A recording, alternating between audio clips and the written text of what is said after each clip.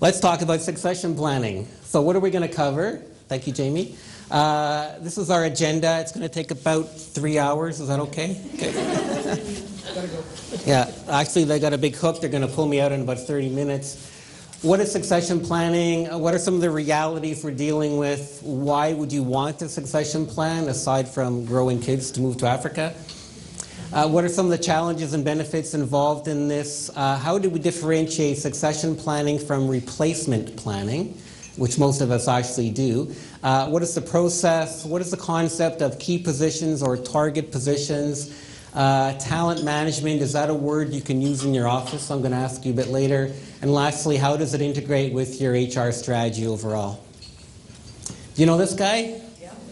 He's our hero. All of our ideas come from Cadbert. Whenever the accountants and engineers accuse us of being warm and fuzzy HR people, we introduce them to Cadbert. So just wanted to set that stage. So what is succession planning? These are a few textbook definitions. Systematic process for defining and filling future management needs, a process of developing talent to meet the needs of the organization, long-term development view. There are a few key words here. Systematic, it is a plan, it is a process. It does require you to think about it in advance as opposed to knee-jerk reactions. It is a process of developing talent, so you need to get your head around that concept. And it is flexible, but it is focused on development. A theme for our session, by the way, is basically grow your own. So if you want to walk away with thinking, what is succession planning? Succession planning is grow your own. Okay. What are some of the realities we're dealing with? Because I have an economics degree, I'm going to take an economics approach to this. And supply versus demand, basic economics 101. If you look at the workplace, the labor market today from a supply side perspective, all of these things you already know, right? Statistically, fewer people getting jobs. Stats Can is predicting a 15% or more decline in the number of 35 to 40-year-olds.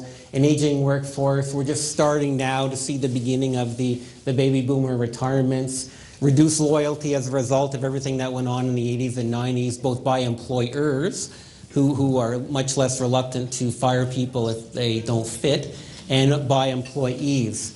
The impatience of Generation X and Generation Yers, I wasn't sure how to say that, Yers, what do you call them, Generation Y people? I don't know.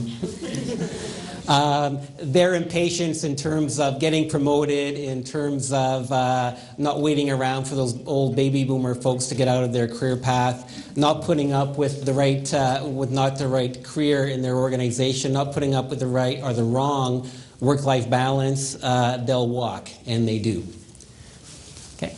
The demand side, ongoing economic growth for creating demand for skilled staff. We never really realize when we're in the middle of a boom that we are in a boom, that we are in good times economically. We only tend to realize it when it's over. Well, we are in the middle of a boom compared to certainly a recession or anything like that. So these are the good times. We're definitely seeing a resurgence in the war on talent. So this is War on Talent Part 2 or Part 3, depending on when you count. By the way, if you don't have that book from 1998 on your bookshelf, it's absolutely invaluable, The War on Talent. We're seeing a seller's market for skills in general. That you need to tailor that a little bit. That is in terms of specific skills. There's still lots of people with certain skills out there who can't find jobs. Today's business section of the Citizen was talking about the Ottawa Talent Initiative and what's going on there. So there are skilled people that can't find jobs. So this is not a blanket statement, but in general, overall, there's definitely a seller's market for skills, depending on the occupations you're looking in. If you're in retail, walk around any mall and look at the help wanted signs. That's, by the way, one of my personal economic indicators is, do I see those signs or not? And the need for speed. Again, it depends on who you're trying to hire and what skill. But we find quite often if you're looking for a skilled resource and you find them, don't, as most of our clients do, by the way, think you can take 3 months to staff the job because the people may not be there 3 months from now. And then they're surprised, well, you guys recruited all these people, how come they're not waiting for us? Hello? In economics, you match supply with demand and you get reality. What is the reality now? Hiring external candidates is slow, time-consuming, and costly. So you need to find ways to speed that up. You need to revisit that paradigm. Do we even need to hire external candidates? And I'm back to my theme, by the way, grow your own. You may not find the right skills. You may have to settle for second best, which as HR people, generally comes back to haunt you. We've had clients go through this entire process and then fire the person a month later because they didn't fit in. Okay? And you know the old mantra in HR that you get hired for your resume and fired for your personality? Well, it's very true. Especially Carlton. Yes, we won't go to Carleton. Why are you picking on Carleton anyway, Brendan? I'm a graduate of Carleton. Solution, again, grow your own. Break out of that mantra of filling externally. And that's what we're going to talk about then is for succession planning. Question for you. The need for succession planning. What do all these people have in common? Forget the names, forget the company names, just look at the titles. Chairman, President, Chief Executive Officer.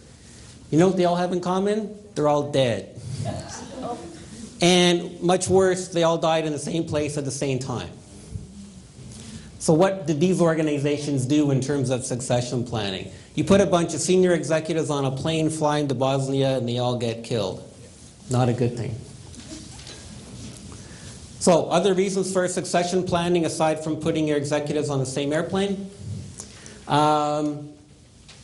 And this, you can go back to your organization tomorrow and tell your management, we want a succession plan, we need one. They're going to say, why? And you're going to say, because we need to identify high talent individuals, we need to promote employee development. This is all HR 101, but they still don't get it. Refine corporate planning to include people. And establish a talent pool. So a lot of organizations we're seeing now are thinking more about growing their own. It's a lot of the baby boomer retirements are what's causing the interest these days in succession planning because let's face it, it's not that new.